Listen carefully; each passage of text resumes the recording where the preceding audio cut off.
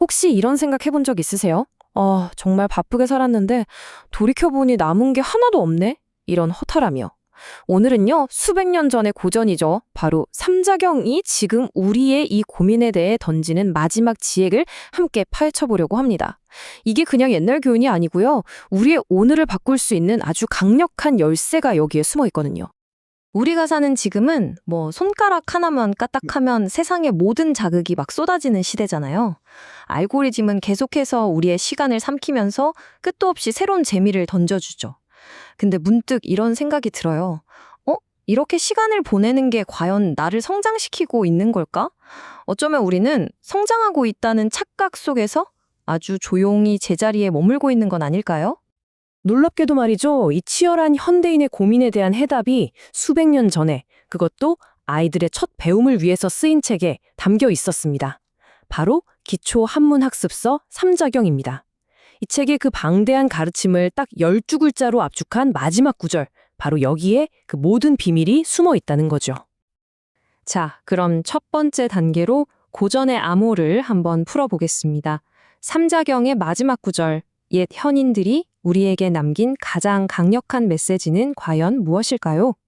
바로 이 12글자입니다. 근유공, 희무익, 계지제, 의면역.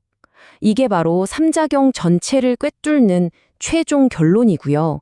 이 책이 우리에게 남기는 마지막 유언과 같은 선언인 셈입니다.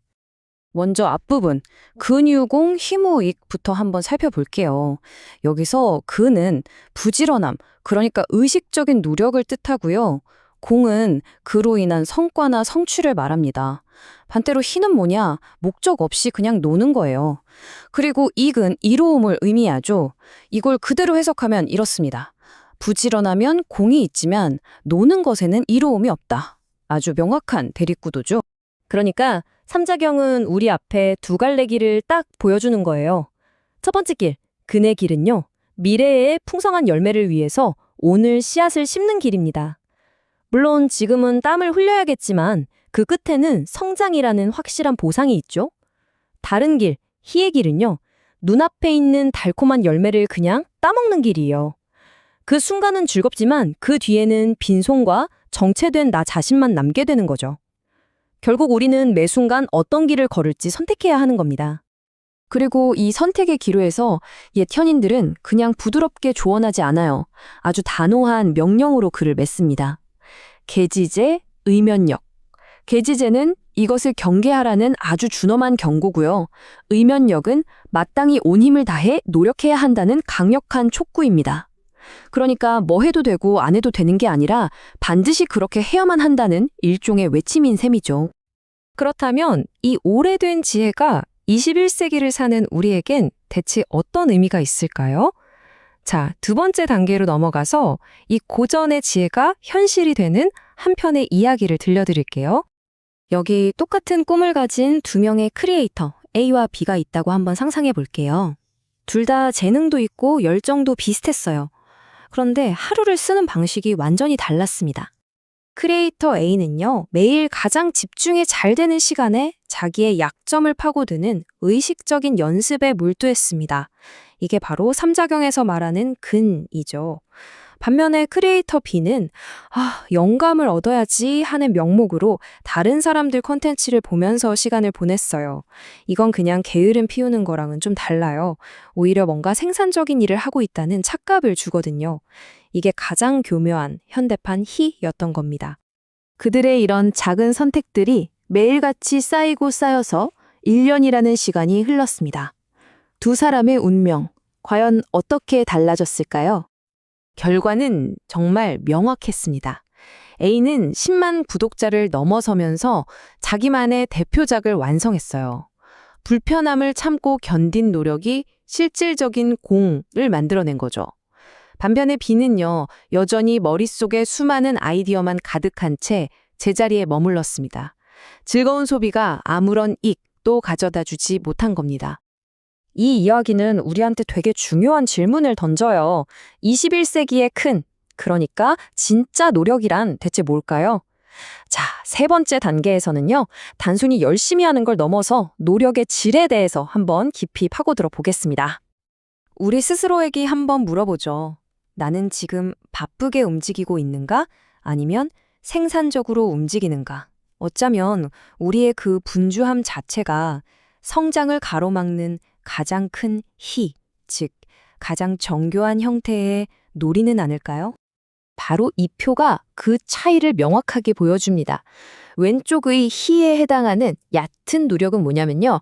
알림 확인하고 의미 없이 스크롤하고 이런 것처럼 우리 뇌에 즉각적인 도파민을 주지만 결국 남는 건 정신적인 소모뿐이에요. 반면에 오른쪽 근에 해당하는 깊은 노력은 하나의 과제에 깊게 몰입해서 우리 뇌의 신경망 자체를 바꾸는 겁니다. 그래서 실질적인 기술 향상과 높은 가치의 결과물을 만들어내죠. 맞습니다. 삼자경의 그 수많은 가르침들이 결국 이 하나의 진실로 모이는 거예요.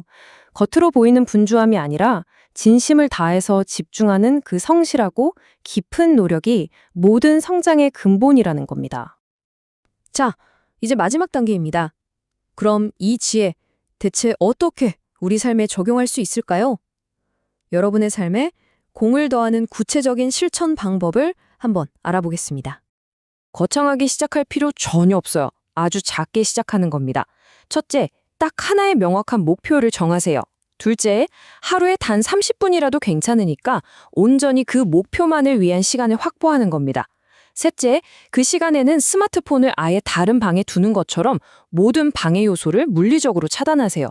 그리고 마지막으로 결과가 아니라 과정 자체를 기록하는 거예요. 오늘 30분 집중했다. 이 사실 자체가 오늘의 승리인 겁니다. 동시에 우리는 계지제, 즉 경계해야 합니다. 여러분의 성장을 갉아먹는 그 유혹적인 휴는 뭔가요? 지금 잠시 멈추고 한번 생각해 보세요. 나의 성장을 가장 방해하는 나만의 희가 무엇인지 딱 하나만 떠올려 보는 겁니다. 그걸 알아차리는 것부터가 진짜 변화의 시작이거든요. 꼭 기억하세요. 위대한 성취는 어느 날 갑자기 짠 하고 나타나지 않습니다.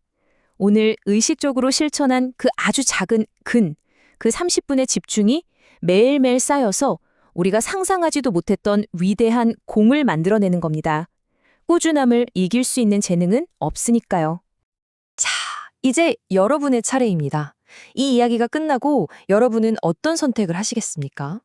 당신의 삶에 진정한 공을 쌓기 위해 오늘 당신이 실천할 그 단 하나의 근은 무엇인가요? 이 질문에 대한 답을 찾는 것이야말로 수백 년 전의 지혜를 바로 나의 현실로 만드는 가장 위대한 첫걸음이 될 겁니다.